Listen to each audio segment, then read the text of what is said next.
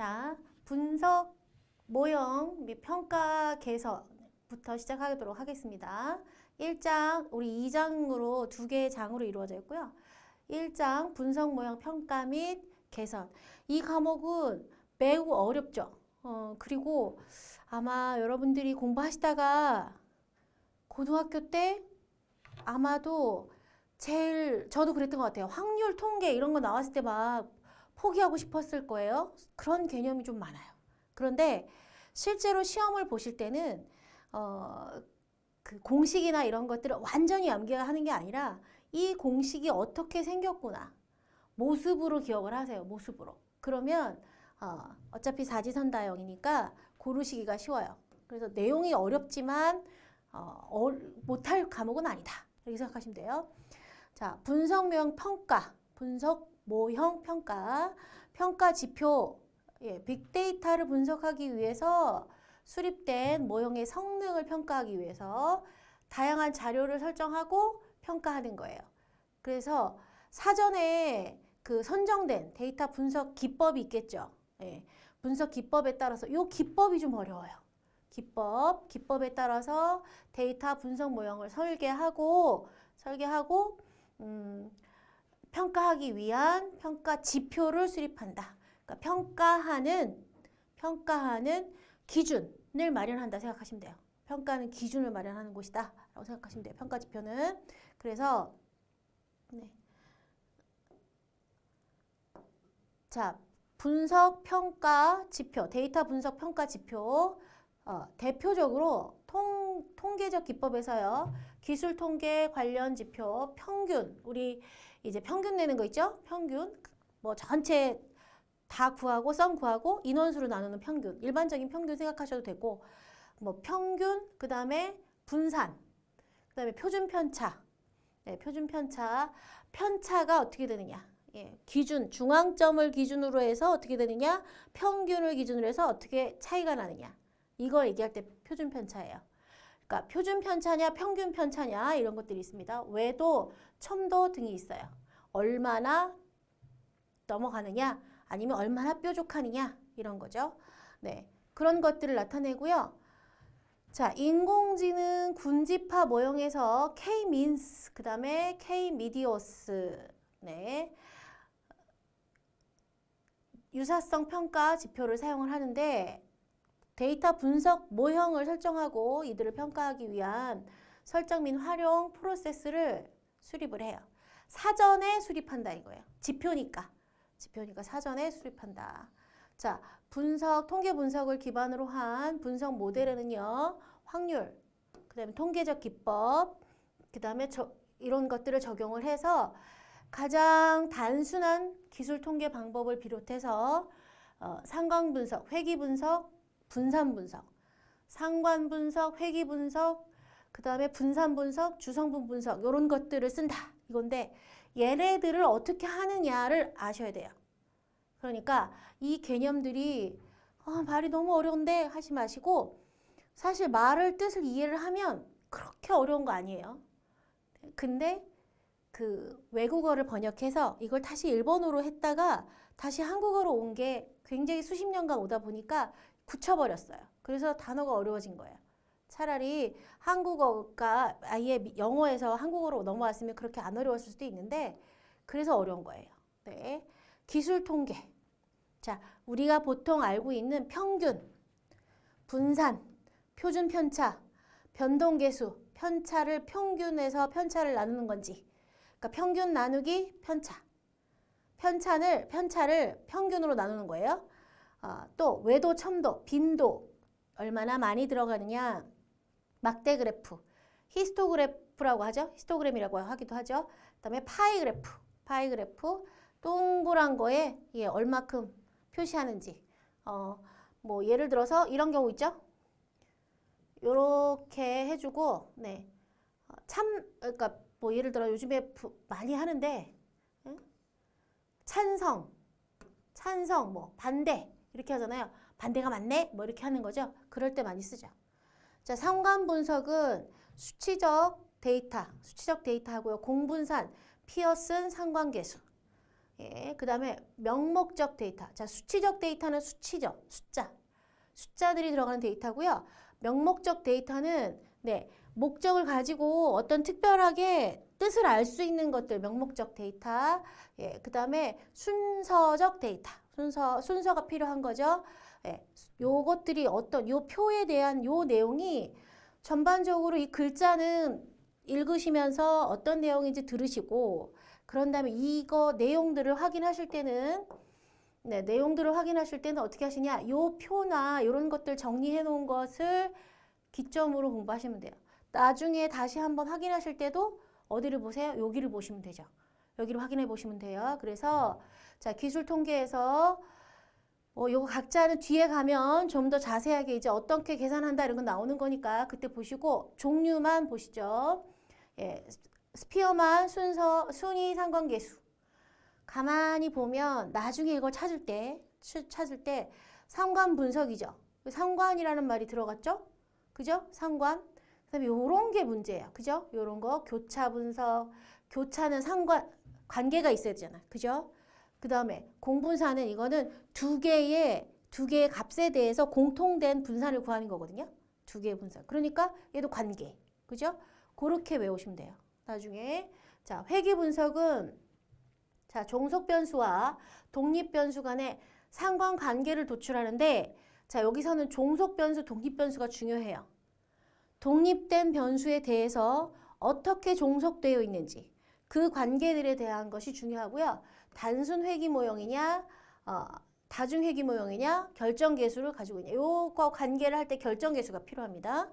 근데 요 회귀 분석에서 여러분 얘가 상관관계 도출한다 그래서 상관계수랑 상관관계랑은 또 다른 거죠. 그죠? 그래서 관계를 도출하는 거고 얘는 계수가 이미 숫자로 나오는 거예요. 그래서 상관 분석이에요. 헷갈리시면 안 돼요. 자, 분산 분석. 두 개 이상의 집단 간의 비교를 해주는 거고요. 집단 내 분산, 얼마나 분포되어 있는지, 집단 내 분산, 평균과 차이, 평균의 차이, 네, 평균의 차이가 편차죠, 편차. 평균 편차라고 해요, 평균 편차. 가설 검정, 네, 우리 왜 그 투표나 이런 거 할 때, 예, 신뢰 수준, 네, 95 신뢰 수준에 플러스 마이너스 3.5% 뭐 이렇게 얘기하잖아요. 들어보신 적 있죠? 그런 거 얘기할 때 쓰는 거예요. 그런 거 얘기할 때 쓰는 겁니다. 네, 그래서 이런 거 나오면 막 치더러. 네, 가만히 생각하면 돼요. 그냥 의미로 생각하시면 되고 이거를 푸는 건 아니니까. 우리는 계산으로 풀진 않아요. 수학처럼. 그러니까 막 치떨면서 싫어하지 마세요. 자, 1원 분산 분석, 그 다음에 2원 분산. 1원이니까 하나예요, 하나. 그죠? 원인이 하나. 그 다음에 2원은 원인 두 개. 다변량. 그 원인을 주는 게 여러 개의 별량을 가지고 있다. 이런 뜻이에요. 네.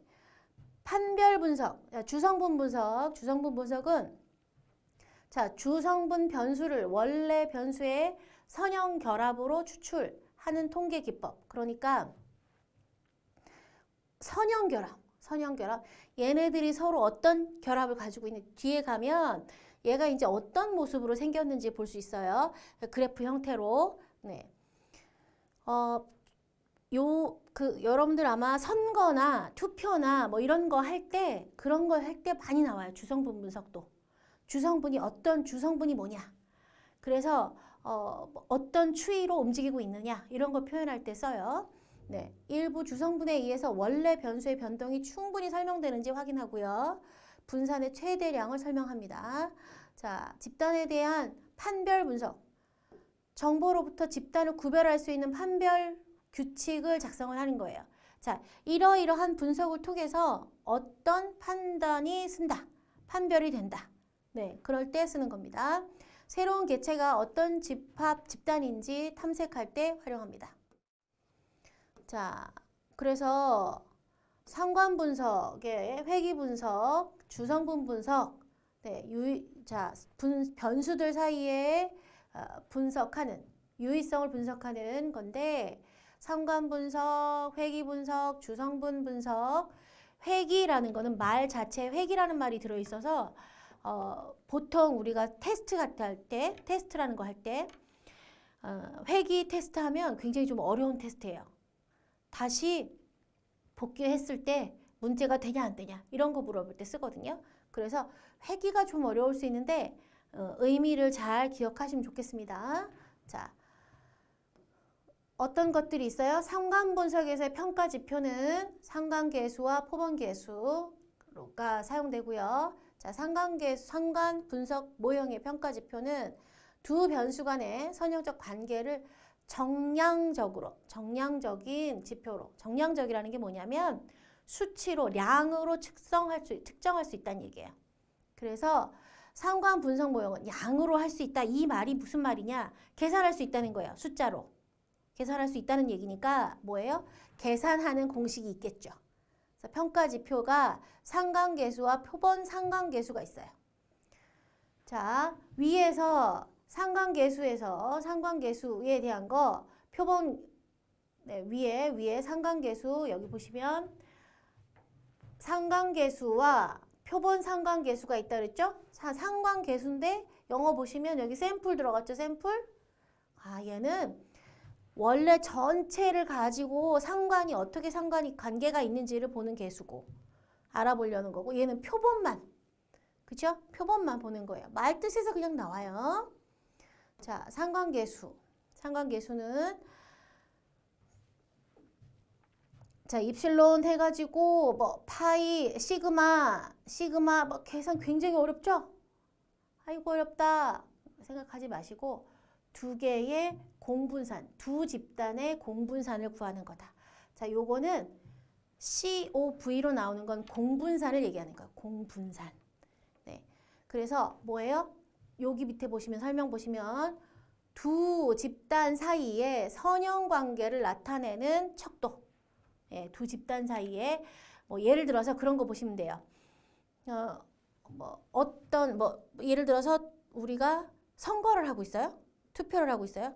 자, 어떤 후보와 어떤 후보가 서로 관계가 어떻게 되느냐, 서로 교차하고 있느냐, 서로 만나고 있느냐, 서로 좋아지고 있느냐, 뭐 이런 거 볼 때도 쓸 수 있어요. 네, 상관계수 가지고 볼 수 있습니다. 예, 계수 구하는 공식은 자, 두 표준 편차에 대해서 공분산을 나누는 거예요. 그러니까 공분산이면 두 개의 곱셈이 있는 거예요. 사실은 분산이라는 건. 그래서 시그마 xi 어떤 현재 x가 n부터 1부터 0부터 n까지 진행이 되면 각각의 i에 대해서 차를 구하는 거예요. 차를 구해서 그 차를 곱해서 합계를 구하는 거예요. 표본, 공분산, 편차곱에 차를 구해서 곱을 하는 거니까. 그런데 그걸 평균을 낸대. 그죠? 편차의 곱에, 편차곱의 평균. 각각의 차이를 구해서 두 개니까. x랑 y의 차를 구했어. 그죠? 빼기가 들어갔잖아요. 차를 구해서. 요 말이 그거예요. 자, 요 말이 중요해요. 요거. 그죠? 두 개의 숫자. 자, 두 집단이라 그랬잖아요. 두 집단의 공분산. 그죠? 그래서 xi, x1, x2가 있는데 얘가 어떤 기준값이라고 하면 차이를 구해서 편차를 구해서 곱을 낸 거예요. 공분산. 곱을 낸 것의 평균. 이거 기억하시면 돼요. 네, 공분산. 표본 상관계수는요. 피어슨 상관계수라고도 해요. 피어슨 상관계수라는 말을 더 많이 써요. 네, 피어슨 상관계수는 그래서 피어슨이라고 써있죠? 샘플을 구합니다. 보시면 루트가 들어가 있네요. 루트가, 그죠? 자, R이 0이면 두 변수 사이에는 상관관계가 없다. 그럼 R이 1이면 둘이 똑같은 거죠. 같은 거예요. R이 1이면 자, 근데 R의 절대값이 클수록 변수 사이의 상관성이 있다. 그러니까 클수록 뭐예요? 똑같다. 유의성이 높다. 이렇게 보는 거예요. 공식 굉장히 복잡하죠? 마이너스 1에서부터 1 사이래요. R은요. 그죠? 그래서 어쨌든 상관계수니까 x1과 x2에 대한 곱이 공분산이니까 곱이 들어가요. 곱이 들어가죠. 차에 대한 곱이 들어가죠. 그 합계를 냈는데 그 합계를 자, 그 차의 각각의 차에 대해서 제곱을 구했어요. 표준 편차 구하는 방식이에요. 제곱을 구해서 그걸 루트를 씌웠어요. 이게 표준 편차 구하는 공식이거든요. 여러분들이 아마 학교 다닐 때 그 고등학교 다닐 때 그 분산은 제곱이고요. 어떤 수의 제곱이고 편차는 표준 편차는 루트를 씌웠었어요. 기억이 안 나겠지만 그랬습니다. 그래서 지금 들으신 걸로 기억하시면 돼요. 네, 그래서 얘가 어떤 것에 어쨌든 제곱을 씌워서 루트를 씌웠으니까 비슷한 것 같죠? 근데 그거를 어떻게 해요? 계산을 했어요. 그러면 얘 몸체가 원래 몸체잖아요. 그 몸체를 각각을 기준에 예를 들어서 얘를 우리가 A라고 봐요. 그러면 이거 어떻게 써요? A의 제곱, 그 다음에 A의 제곱, 또 이것도 A잖아요. 그죠? 그걸 어떻게 했어요? 루트를 씌운 다음에 그걸 곱했잖아. 그죠? 그 다음에 그거를 A를 그걸로 나눴잖아요. 이렇게 된 거예요. 그러면 계산을 구하면 이게 점점 1에 수렴되거나 그죠? 절대값을 씌웠으니까 이 루트니까 절대값이 씌웠으니까 절대값이 없다고 생각하면 1로 수렴되거나 아니면 0에 가까워지거나 이렇게 될 거거든요. 관계가 없으면. 네, 그래서 그렇게 생각하시면 됩니다. 이동을 한번 해보죠. 다음 거. 자, 표본 상관계수는 상관계수는 아까도 얘기했듯이 두 수의 상관을 공분산을 구하는 건데 분산이라는 말은 제곱이 들어가는 말이라고 생각을 하시면 돼요. 사실은. 그런데 여하튼 자 얘는 두 수의 뭐예요? 편차의 곱을 평균 낸 거고 상관계수는 표본 상관계수는 편차의 곱을 제곱을 씌우고 루트를 씌워서 한 계산. 그래서 뭐예요? 아래에 절대값이 클수록 변수 사이의 상관성이 높아지는 것. 네.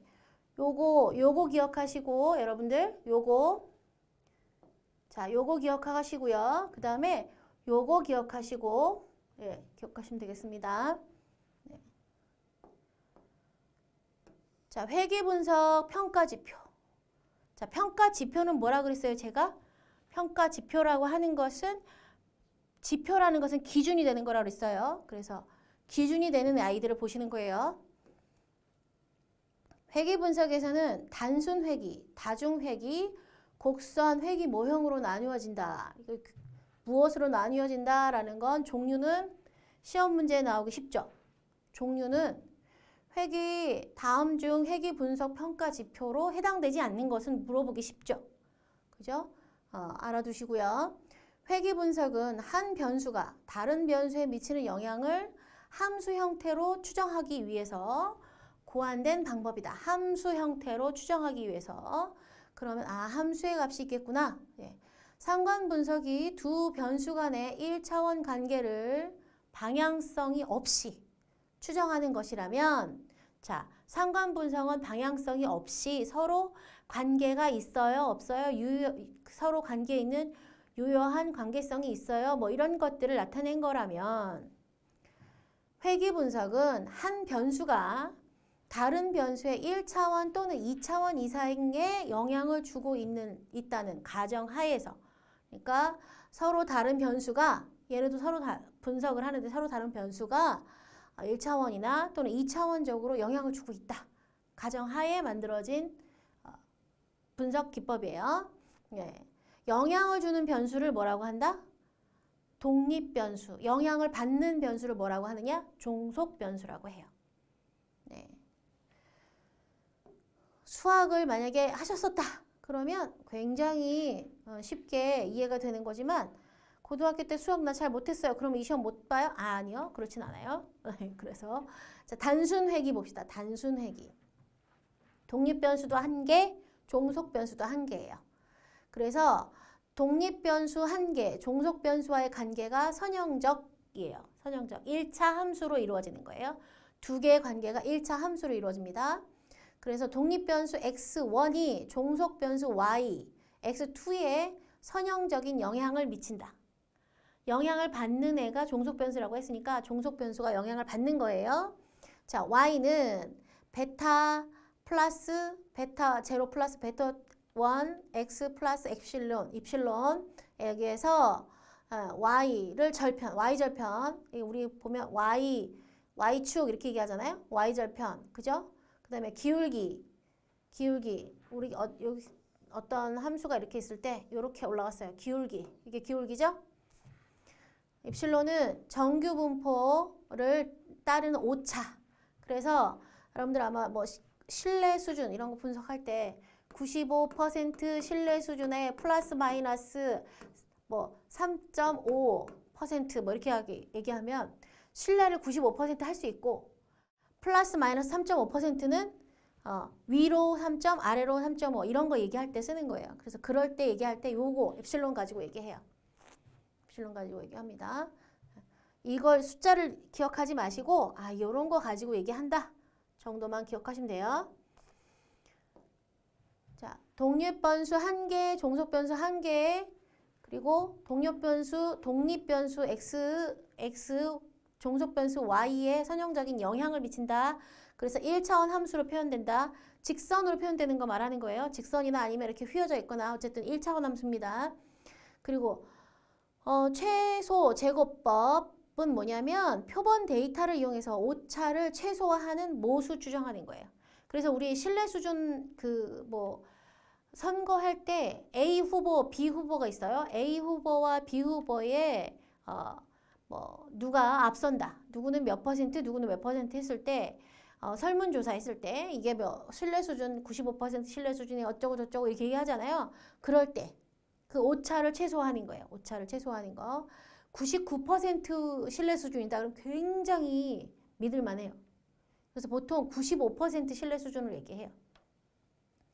자, 그래서 공식을 보니까 추정값이 공식을 가만히 이거를 외우기는 어렵죠. 그래서 요렇게 생겼구나. 사진 찍어두세요. 사진. 눈으로. 사진 찍어두세요. 자꾸 보시면 돼요. 단순 회기는 이렇게 생겼구나. 사진 찍어서 보시면 돼요. 이거를 의미를 설명을 앞에서 설명했던 요 내용이 그대로예요. 그대로고 그거를 계산하기 위해서 기울기 계산하기 위한 거예요. 그죠? 그런데 기울기잖아요. 얘가. 기울기. 그래서 기울기 계산하는 거예요. 기울기니까 두 개의 예를 들어서 우리가 이렇게 했으면 이 기울기 구하기 위해서 x축이 얼마, y축이 얼마 갔을 때 그걸 계산하는 거죠. 기울기 계산하는 거예요. 그럼 여기 계산해. 여기서부터 기울기 계산할 거예요. 그러면 여기가 여기 xi고 여기가 x 여기가 3이고 여기가 4야. 그러면 3이고 4야. 그러면 여기서부터 여기 차이를 구해야 되잖아요. 그죠? 3에서부터 4를 차이를 구해야 되잖아요. 그래서 차를 구한 거예요. 그것들의 다 합계를 구하는 거예요. 그래서 부분 다 보시면 부분에 대해서 다 합계를 구한 거예요. 여기 해서 위에 여기 계산한 거 기울기를 계산한 거죠. 곱셈해서 y축이 얼마, x축이 얼마 계산해서 그쵸? 그래서 기울기 구한 거예요. 기울기.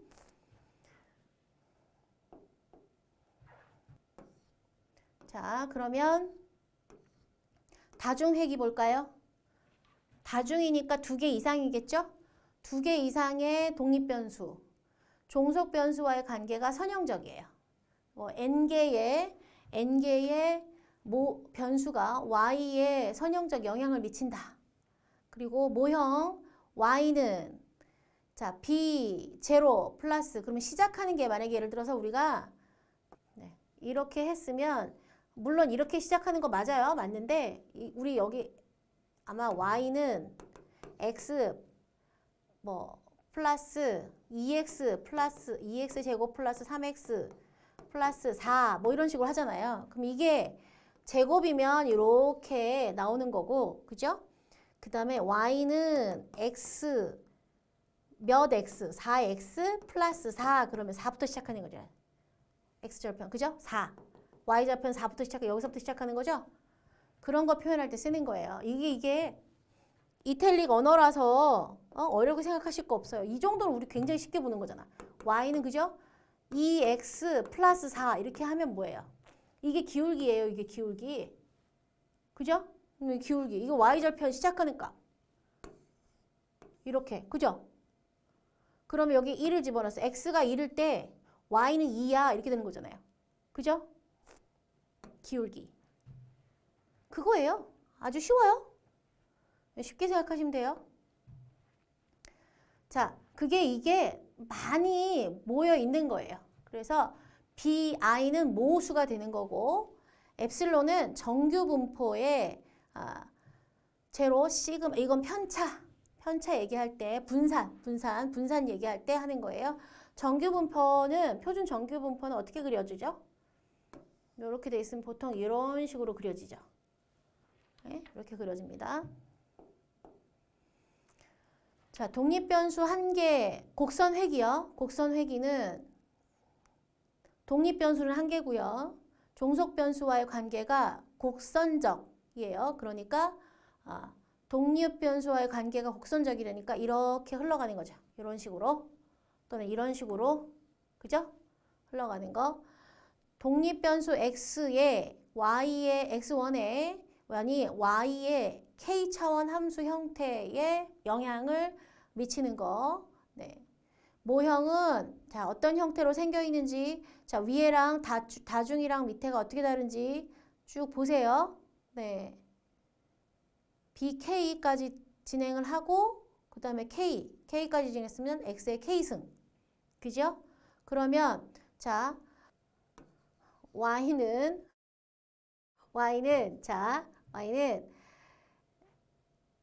X의 제곱 플러스 2X 플러스 3 이랬어요. 그럼 이거 그래프로 그리면 어떻게 되느냐? 예전에 학교 다닐 때 생각해보시면 이게 어떻게 돼요? 이거 곡선이잖아. 그죠? 곡선이에요. 그러니까 여기가 K면 이게 K가 이게 2차원이고 이게 막 K차원인 거죠. K차원 그래프인 거예요. K차원 그래프인 거고 그렇게 어렵게 보지 마시고 어쨌든 2차 이상인데 K차인데 네. 이게 숫자가 위에가 이렇게 쭉쭉 올라갔으니까 곡선으로 어떻게 되는지 모르지만 이런 식으로 막 되든지 아니면 이게 2차원이면 보통 이런 식이냐 이런 식으로 가죠. 그죠? 2차원이면. 그런데 이게 여러 차원이니까 이렇게 갔다가 저렇게 갔다가 이런 식으로 가겠죠. 곡선으로 가겠죠. 이거는 여기 위에가 지수가 없잖아요. 그죠? 지수가 없어요. 그러면 그냥 직선이에요. 그러니까 직선으로 가는 건 뭐예요? 선형적으로 가는 건 다중회기. 다귀가 아니라 다중회기. 곡선회기는 차원이 있으니까 곡선회기 이렇게 보시면 돼요. 그러면 자 이거를 골라낼 수는 있겠죠. 여러분들 이거는 다중이네. K가 있으니까 K승이 있으니까 얘는 1차원이네. 함수네. 보실 수 있겠죠. 어차피 우리가 답을 골라내는 거라고요. 그러니까 답을 골라내는 건데 이거를 막 외우지 마시고 골라낼 때 그렇게 채시고 자 이거 샘플은요. 그냥 심플은 그냥 두 개의 간단하게 x 플러스 하나 그죠? x 플러스 y x 플러스 y는 어떻게 돼요? ax 플러스 b 이런 식으로 된 거잖아요. 이거 하나만 표현한 게 이게 뭐예요? 독립변수. 자, 얘가 독립변수, 얘가 종속변수. x의 값에 따라서 y가 변하잖아요. 그죠? 그거 얘기하는 거예요. 되셨죠? 그러면 두 개 골라낼 수 있습니다. 자, 회귀 분석 결과 그러면 회귀 분석을 어떻게 하느냐? 자, 회귀 분석 수행 시 독립변수 x n까지 있는 것들에 대해서 독립변수 x의 값이 무엇이면 그 값에 따라서 y의 값이 변하는 거예요. 네, 그래서 유의 수준 0.05 그러면 이거 95% 신뢰 수준에 0.05 그러니까 0.055% 정도는 틀릴 수도 있는 거죠. 네, 그거예요. 네, 그렇게 하면 25 플러스 마이너스 25, 2.5 이렇게 얘기하거든요. 네, 그래서 y에 대해 유의한 것으로 판정되는 거예요. 유의 수준 5% 하면 네, 신뢰 수준. 그래서 p 빼기 밸류는 통계적 가설 검정에서 사용되는 유의 확률, 귀무가설을 기각할 수 있다는 최소한의 확률. 무슨 말이냐? 귀무가설이라는 건 이거는 그러니까 어떤 걸 내가 취소하기 위해서 이건 아닐 거야 라고 취소하기 위해서 만들어 놓은 걸 귀무가설이라고 하는데 예, 그럴 때 쓰는 거라고 보시면 돼요. 그래서 이 회귀 분석을 통해서 95% 신뢰 수준의 또는 98%, 99% 신뢰 수준의 플러스 마이너스 어쩌고 했을 때 그 플러스 마이너스에 해당되는 부분이 유의 수준이라고 보시면 돼요. 자, 통계학에서 회귀 분석이란 주로 관찰된 연속성 변수들에 대해서 두 변수 사이의 모형을 구한 뒤 적합도를 측정하는 방법이에요. 예, 정의적으로 알아두세요. 정의적으로.